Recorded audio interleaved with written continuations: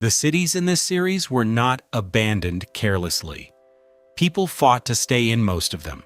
They petitioned governments, filed lawsuits, chained themselves to buildings, and refused evacuation orders until the situation made staying physically impossible. Abandonment is rarely a choice.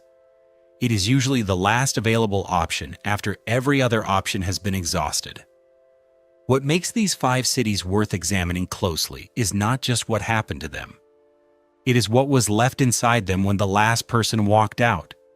The tools still on the workbench, the schools still stocked with supplies, the hospitals still equipped with instruments nobody came back to use. The objects that remain tell you more about the speed and finality of each departure than any official account of events. 5 more cities, 5 more departures that nobody fully planned for. Number 1. Kennecott, Alaska in 1900. A prospector named Tarantula Jack Smith looked up at a green stain on a cliff face in the Wrangell Mountains of Alaska and recognized it as copper. What followed was the construction of one of the most remote industrial operations in American history, a copper mining complex that produced over $200 million in ore across a 30-year period, accessed by a 200-mile railway line built through some of the most extreme terrain in North America. The town of Kennecott was built to sustain the operation. A company town in the strict sense, every structure owned and operated by Kennecott Mines Company, every resident an employee or a dependent of one. At its peak, the town had hospitals, a skating rink, a dairy, a school, a recreation hall, and the massive red concentration mill buildings that are still standing against the snow and glaciers today. When the high-grade copper veins ran out in 1938, the closure was made and acted upon within months. The last train left Kennecott in November 1938. The workers boarded it. The town did not board it. The equipment, the furniture, the medical instruments, the recreational gear, most of it was left exactly where it was, because transporting it out cost more than it was worth. The isolation that made Kennecott expensive to supply is what preserved it. Nobody stripped it for parts, because nobody could get there easily enough to make stripping it worthwhile. The buildings stood untouched for decades. Kennecott is now a National Historic Landmark, and what visitors find inside the remaining structures is what the workers left behind in 1938. Which is, in most cases, everything. Number 2. Plymouth, Montserrat. Plymouth was a working Caribbean capital, the administrative center of the British Overseas Territory of Montserrat, a city of shops and government buildings, an ordinary daily life on an island that had been continuously inhabited for centuries. The Soufriere Hills volcano had been dormant for recorded history. In July 1995, it wasn't. Eruptions began and escalated through 1996 and into 1997, when a series of catastrophic pyroclastic flows, superheated avalanches of gas, ash, and rock, moving at speeds exceeding 100 kilometers per hour, descended on the southern half of the island. Plymouth was buried under volcanic debris.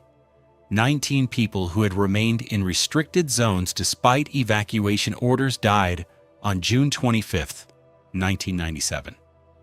The British government declared the entire southern half of Montserrat a permanent exclusion zone. Plymouth was not evacuated and rebuilt. It was buried and abandoned.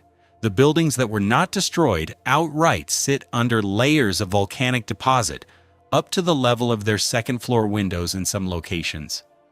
The clock tower of the government building is still partially visible above to the ash. The street grid of a functioning capital city exists somewhere beneath the surface, sealed under material that will not be removed. A new administrative center was established in the island's north. 2/3 of Montserrat's population left permanently. What remains of Plymouth is not a ruin in the conventional sense. It is an entombment, a city that went from functioning to buried in a single afternoon and has not been touched since. Number 3. North Brother Island, New York. There is an island in the East River, visible from the highway, visible from planes, descending into LaGuardia, within 2 miles of Midtown Manhattan, that has been sealed from public access since 1963. The New York City Parks Department manages it. Access is restricted to researchers with specific academic justification and the birds that have taken over the ruins of its hospital buildings. North Brother Island operated as Riverside Hospital from the 1880s, a quarantine facility for patients with contagious diseases, smallpox, typhoid. Tuberculosis isolated from the general population by the river surrounding it. Its most documented involuntary resident was Mary Mallon, known as Typhoid Mary, an Irish immigrant cook who was identified as the first documented asymptomatic carrier of typhoid fever in the United States. She infected at least 22 people across 7 households without ever showing symptoms herself. She was arrested in 1907 after a 5-hour search that ended with her hiding behind a pile of ash cans. She was transported to the island, released in 1910 on the condition she never work as a cook again. She agreed, changed her name, and immediately resumed cooking. She was recaptured in 1915 and returned to the island for the remaining 23 years of her life. She died there in 1938. The island later housed veterans' families, then a controversial teenage drug rehabilitation program that closed amid accusations of abuse and corruption in 1963. It has been empty since. The hospital buildings are still standing in various states of collapse. Trees grow through the windows.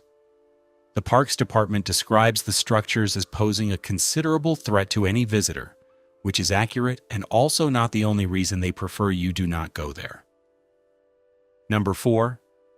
Town, China.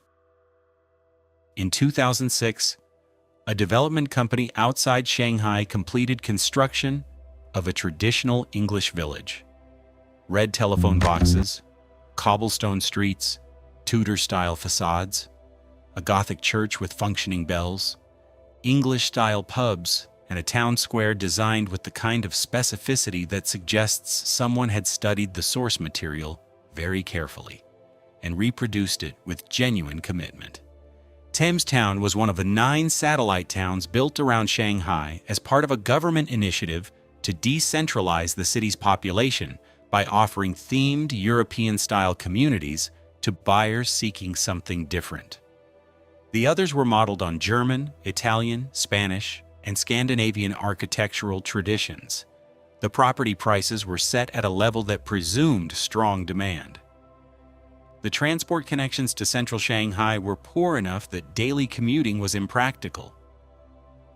The intended residents made the calculation and chose not to move. The result is a fully constructed English village in the Songjiang district of China that is occupied primarily on weekends by wedding photographers and their clients, who have correctly identified the cobblestones and Tudor facades as ideal backdrops. The intended community never formed. The architecture is maintained. The pubs serve drinks to tourists rather than to residents. The telephone boxes stand in streets that nobody lives on. It is, depending on your tolerance for irony, either the most English thing about Town or the least. Number 5. Bodie, California. At its peak, in the late 1870s, Bodie had 10,000 residents, 65 saloons, and a murder rate that made it one of the most violent settlements in the American West. The gold that produced it was real, and the money it generated was real, and the lawlessness it created was real. And for a period of roughly a decade, Bodie was exactly what the mythology of the Wild West promises and rarely delivers. The gold depleted. Fires destroyed significant sections of the town. The population that had arrived quickly left just as quickly, because the only reason to be in Bodie was the gold. And when the gold was gone, the reason was gone with it. By 1940, the last permanent residents had left.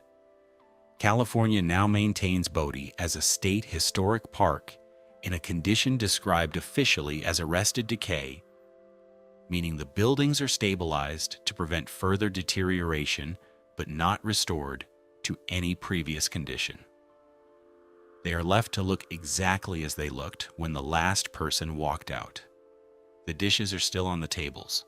The equipment is still in the workshops. The saloons still have their bars. It is one of the most complete preserved ghost towns in the United States precisely because the preservation philosophy is based on honesty. This is what abandonment looks like, not cleaned up, not reconstructed, not interpreted through signage that softens the edges, just stopped, mid-sentence, and left.